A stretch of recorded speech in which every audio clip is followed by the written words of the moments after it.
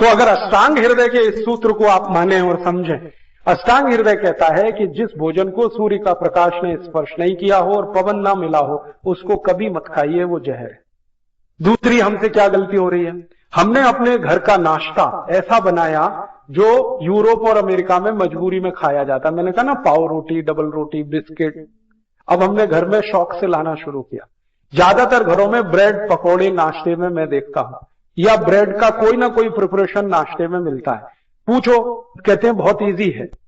Easy तो इडली भी है, सांभर भी है, उत्तपम भी है, रसम भी है, डोसा भी है, और हलवा से ज्यादा इजी कोई चीज नहीं।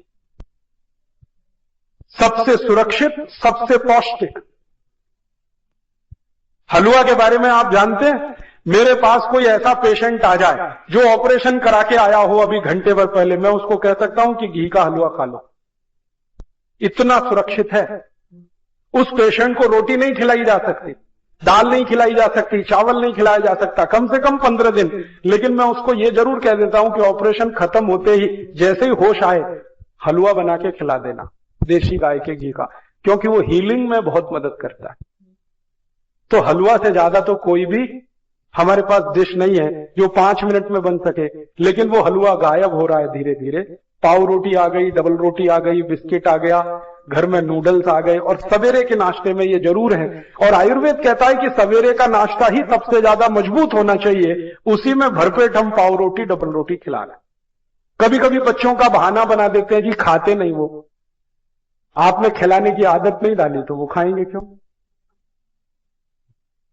यहां से ही हमारी जिंदगी की गड़बड़ी शुरू हो रही। और ये सड़े मैदे की पाव रोटी, डबल रोटी आप जितनी खाएंगे, कब्जियत उतनी ही बढ़ेगी। कब्जियत बढ़ेगी तो शरीर की बीमारियां बढ़ने वाली हैं। 103 बीमारियां होती हैं, ये ध्यान रखिए। आज मेरे पास सुविधा नहीं है, अगर एलसीडी प्रोजेक्टर होता तो मैं आपको यहां दिखाता। एलसीडी है?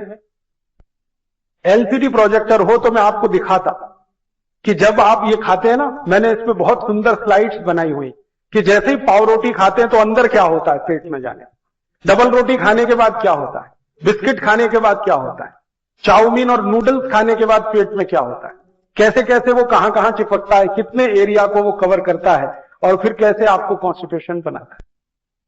और उसका बनाने का जो तरीका कोई देख ले तो उसको घृणा हो जाए, इतने खराब तरीके से बनता है।